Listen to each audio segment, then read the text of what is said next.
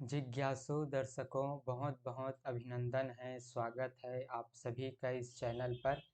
प्रत्येक दिवस की भांति आज भी हम श्री रामचरितमानस पर ज्ञान चर्चा का कार्यक्रम लेकर उपस्थित हुए हैं। और आज जो हमारी चर्चा का विषय है वह है हनुमान जी और विभीषण जी का संवाद, हनुमान जी और विभीषण जी का भेंट। तो हमने पिछले व्याख्यान में श्रवण किया है कि हनुमान जी लंका में प्रवेश कर चुके हैं। वे लंकनी नाम की एक प्रवेश द्वार पर रहने वाली एक राक्षसी पर प्रहार करते हैं, उनकी बुद्धि को शुद्ध करके उनकी अक्ल को याद दिलाते हैं।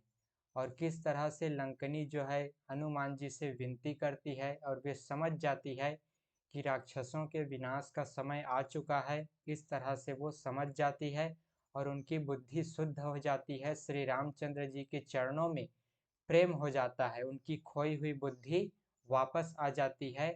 जो उनकी बुद्धि मलिन हो चुकी थी, कलंकित हो चुकी थी, लंकिनी की बुद्धि, वो वापस आ जाती है। हनुमान जी उन पर प्रहार करके उनकी बुद्धि को शुद्ध कर देते हैं। फिर हनुमान जी अपना लघु रूप धारण किए हुए लंका के अंदर प्रवेश करते हैं। वहाँ देखते हैं वहाँ की व्यवस्था को। वहाँ रावण के अनेक गुप्तचर अपना पहरा दे रहे हैं। अनेक तरह तरह के विचित्र महल बने हुए हैं। जब हनुमान जी रावण के महल को देखते हैं तो वह भी अत्यंत विचित्र है। रावण का जो महल है वो बड़ा ही विचित्र है। हनुमान जी इस तरह से पूरे लंका का निरीक्षण करते हैं, सारी व्यवस्था को देखते हैं। फिर हनुमान जी देखते हैं कि इन राक्षसों के इस लंका में, जहाँ राक्षस रावण रहता है और उनके समुदाय रहते हैं, वही लंका में एक मंदिर दिखाई देता है जहाँ पर तुलसी का पौधा लगा हुआ है, आंगन में तुलसी का पौधा लगा हुआ है। उस मंदिर पर प्रभु श्री रामचंद्र जी के धनुष बाण के चिन्ह अंकित किए हुए हैं। और इस तरह से वहाँ पर एक तरह से साधु संत रह रहा हो या साधु संत वहाँ पर रहता हो, इस तरह की व्यवस्था हनुमान जी को दिखाई देती है। तो हनुमान जी सोचते हैं कि इस राक्षसों के इस राज्य में ऐसा संत कौन रह रहा है, कौन संत यहाँ पर निवास किया हुआ है। इस तरह हनुमान जी को आश्चर्य होता है कि यहाँ तो सब दुष्ट और राक्षसों का निवास है इस लंका में, लेकिन मैं देख रहा हूँ कि यहाँ पर एक मंदिर है, लगता है कोई श्री राम का भक्त यहाँ पर रह रहा हो, ऐसा प्रतीत हो रहा है। तो हनुमान जी इस तरह सोचते हैं। फिर वहां से राम राम की जप सुनाई देती है, ध्वनि उनको सुनाई देती है। तो हनुमान जी सोचते हैं कि जरूर यहाँ पर कोई राम भक्त दिखाई प्रतीत हो रहा है, कोई राम भक्त यहाँ पर रहता है, निवास करता है, ऐसा प्रतीत हो रहा है। तो मुझे उनसे अवश्य मिलना चाहिए, उसके साथ सत्संग का लाभ लेना चाहिए मिल करके। तो इस तरह हनुमान जी अपना रूप ब्राह्मण का रूप बना लेते हैं और उनके सामने जाते हैं, उस मंदिर में, उस कुटिया में प्रवेश करते हैं। तो वहाँ विभीषण जी राम राम का रटन लगाए हुए श्री राम की भक्ति में लीन है। फिर हनुमान जी जाते हैं और विभीषण से मिलते हैं, कहते हैं कि पहले तो विभीषण उनको देख कर के कहते हैं कि हे भाई, आप कौन हैं, अपना परिचय बताइए, क्या आप हरि भक्तों में से कोई है, आप कोई हरि भक्त लग रहे हैं, ऐसा विभीषण पूछता है। क्योंकि आपको देखकर मेरे हृदय में अत्यंत प्रेम उमड़ रहा है। और विभीषण जो है इस तरह से प्रणाम करके उस ब्राह्मण को अर्थात हनुमान जी को प्रणाम करके पूछते हैं कि आप कौन हैं, आप लगते हैं कोई हरि भक्त हैं, भगवान नारायण के भक्त दिखाई दे रहे हैं, श्री रामचंद्र जी के भक्त दिखाई दे रहे हैं, आप कौन है। इस तरह से विभीषण जी पूछते हैं, अथवा क्या आप दीनों में प्रेम करने वाले श्री रामचंद्र जी हैं, क्या आप स्वयं श्री रामचंद्र जी तो नहीं हैं, जो मुझे बड़भागी बनाने के लिए यहाँ पर आए हुए हैं, जो मुझे घर बैठे दर्शन देने के लिए आप यहाँ पर, कृपा करने के लिए आप यहाँ पर पधारे हुए हैं, आप कौन हैं। इस तरह से विभीषण जी हनुमान जी से उनका परिचय पूछते हैं। हनुमान जी ब्राह्मण का वेश बनाए हुए होते हैं, तो विभीषण जी उनका परिचय पूछते हैं। फिर हनुमान जी सारा परिचय अपना बताते हैं, सारी बातें उनको बताते हैं और सारी कथा जो है विभीषण जी को सुनाते हैं। यह सुन करके जैसे ही विभीषण जी सुनता है कि ये तो श्री रामचंद्र जी के भक्त हैं, पवन पुत्र हनुमान जी हैं, जैसा ये विभीषण जैसे ही ये सुनता है उनका हृदय गदगद हो जाता है, उनके हृदय में प्रेम की धारा बहने लगती है और दोनों जो है हनुमान जी और विभीषण जी बड़े प्रेम से मिलते हैं, एक दूसरे के गले लगते हैं, भेंट करते हैं। इस तरह हनुमान जी और विभीषण जी दोनों प्रेम से मिलते हैं। फिर विभीषण जी अपनी बातें बताते हैं, कहते हैं कि मैं इस राक्षसों के समुदाय में, इस लंका में वैसे ही रहता हूँ हनुमान जी, जैसे दांतों के बीच में जीभ रहती है, वैसे ही मैं इस लंका में रहता हूँ। सुनहु पवन सुत रहनी हमारी, जिमि दस नन्हि महु जीभ बिचारी, तात कबहु मोहि जानी अनाथा, करी है कृपा भानुकुल नाथा। विभीषण जी कहते हैं, हे हनुमान जी, हे पवन पुत्र, सुनो मेरी कहानी सुनो। मैं यहाँ वैसे ही रहता हूँ, मैं उसी तरह रहता हूँ जैसे दांतों के बीच में बेचारी जीभ रहती है, दांतों के बीच में जीभ जैसे गुजर करती है, जीभ जैसे दांतों के बीच में रहती है, वैसे ही मैं इस लंका में रहता हूँ। इन राक्षसों के, इन दुष्टों के साथ, इनके बीच में मैं यहाँ पर जीभ के समान गुजर बसर करता हूँ। हे तात, मुझे अनाथ जानकर सूर्यकुल के नाथ श्री रामचंद्र जी क्या कभी मुझ पर कृपा करेंगे? इस तरह विभीषण जी कहते हैं कि मैं इस तरह से अपना जीवन गुजार रहा हूँ, एक अनाथ की भांति अपना जीवन गुजार रहा हूँ।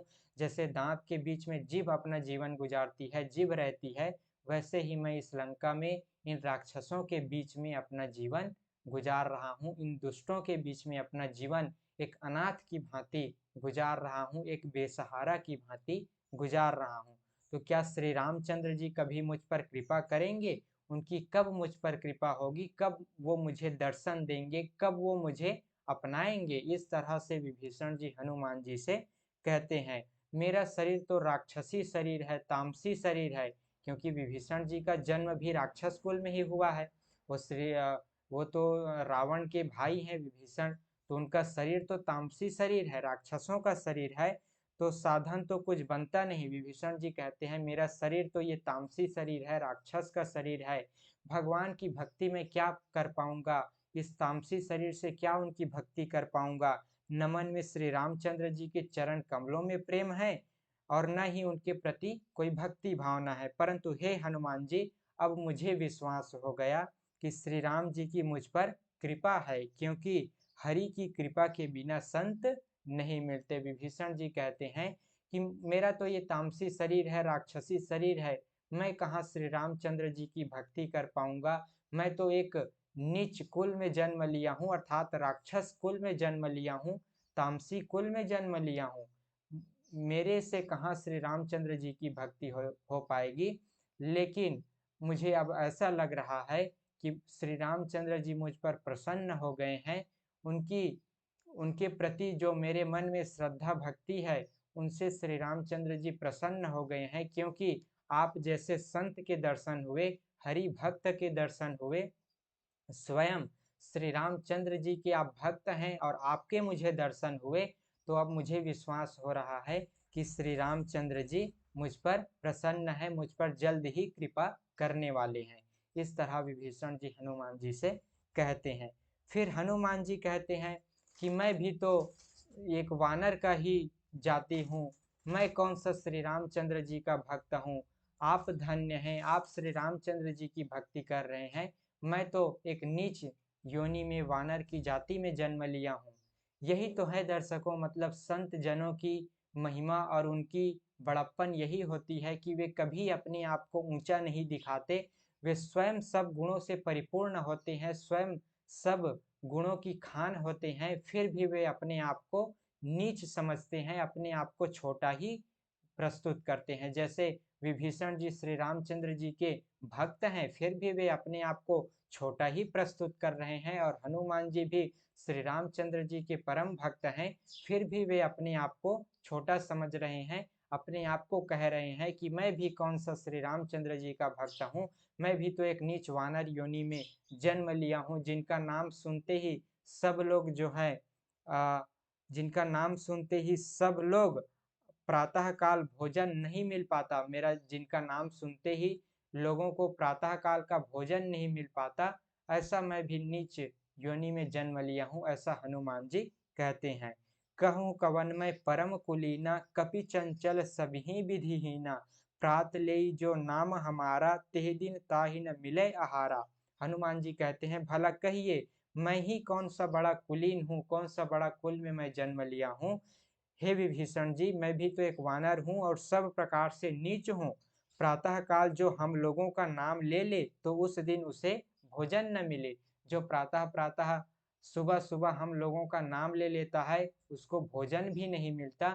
ऐसा नीच योनि में, वानर की योनि में तो मैं भी जन्म लिया हूँ। इस तरह हनुमान जी भी अपने आप को एक छोटा रूप में प्रस्तुत करते हैं। विभीषण जी भी अपने आप को एक छोटा रूप में प्रस्तुत करते हैं। दोनों परम भक्त हैं श्री रामचंद्र जी के, फिर भी अपने आप को छोटा ही मानते हैं। अहंकार उनके अंदर तनिक भी नहीं है, कुछ भी उनके अंदर अहंकार की भावना नहीं है। यही होती है संतों की बड़प्पन, यही होती है संतों की महिमा, यही होती है संतों की गुण। श्री हनुमान जी एक बहुत बड़ा संत है और विभीषण जी भी एक बहुत बड़ा संत है। ये उनके आचरण में दिखाई देता है, उनके चरित्र में दिखाई देता है। तो इस तरह से हनुमान जी और विभीषण जी दोनों आपस में मिलते हैं। दोनों राम भक्त एक दूसरे से गदगद होकर प्रेम पूर्वक मिलते हैं और फिर जो है विभीषण जी से हनुमान जी कहते हैं कि मैं माता जानकी की पता लगाने के लिए यहाँ पर आया हुआ हूँ, माता जानकी का दर्शन करना चाहता हूँ। फिर विभीषण उनको सारी बातें बतलाते हैं कि माता जानकी कहाँ पर है, रावण ने उनको कहाँ रखा हुआ है, कहाँ छुपा दिया है, सारी बातें उनको बताते हैं। कहते हैं कि रावण ने माता जानकी को अशोक वाटिका में रखा है। हे हनुमान जी, आप वहाँ जाइए, माता जानकी की दर्शन कीजिए, माता सीता के दर्शन कीजिए। तो इस तरह से विभीषण सारी बातें हनुमान जी को बताते हैं, उनको रास्ता दिखाते हैं और दोनों एक दूसरे से प्रेम पूर्वक गदगद होकर प्रसन्न मन से दोनों राम भक्त एक दूसरे से मिलते हैं। दोनों संत हैं और दोनों के चरित्र में वो संत का चरित्र, सज्जन का चरित्र दिखाई देता है। विभीषण जी भी संत हैं और हनुमान जी भी संत हैं और फिर भी वे अपने आप को बड़ा नहीं मानते, उनके अंदर अहंकार की भावना नहीं है। वे दोनों जो है अपने आप को नीच ही दिखाते हैं, नीचा ही प्रस्तुत करते हैं। विभीषण जी कहते हैं कि मैं तो राक्षस कुल में जन्म लिया हूँ, तामसी शरीर धारण किया हूँ, मैं कहाँ श्री रामचंद्र जी की भक्ति कर पाऊंगा। और हनुमान जी भी कहते हैं कि मैं कौन सा बड़ा कुलीन हूँ विभीषण जी, मैं भी तो वानर की योनि में जन्म लिया हूँ, जिनका नाम लेते ही, वानर का नाम लेते ही लोगों को भोजन भी नहीं मिलता, ऐसा एक नीच योनि में मैं जन्म लिया हूँ। इस तरह से दोनों संत दोनों आपस में प्रेम पूर्वक गदगद भाव से मिलते हैं। तो इस तरह से दर्शकों, आज हमने यह सुंदर कांड का सुंदर व्याख्यान श्रवण किया। इस कांड में चरित्र जो है, बड़ा सुंदर चरित्र इस कांड में हमें दिखाई देता है, इसीलिए इस कांड का नाम सुंदर कांड भी है। यहाँ पर हनुमान जी का सुंदर चरित्र, विभीषण जी का सुंदर चरित्र यहाँ पर हमको श्रवण करने के लिए और इस कथा में डुबकी लगाने के लिए मिलता है, इसीलिए इस कांड का नाम सुंदर कांड भी है। तो हमने इस सुंदर कांड का ये सुंदर व्याख्यान, सुंदर प्रसंग श्रवण किया। तो आज की इस कथा को यहीं पर विराम देते हैं, पुनः मिलेंगे अगले दिन आगे की चर्चा का कार्यक्रम लेकर। बहुत बहुत आभार आप सभी का। ओम तत्सत।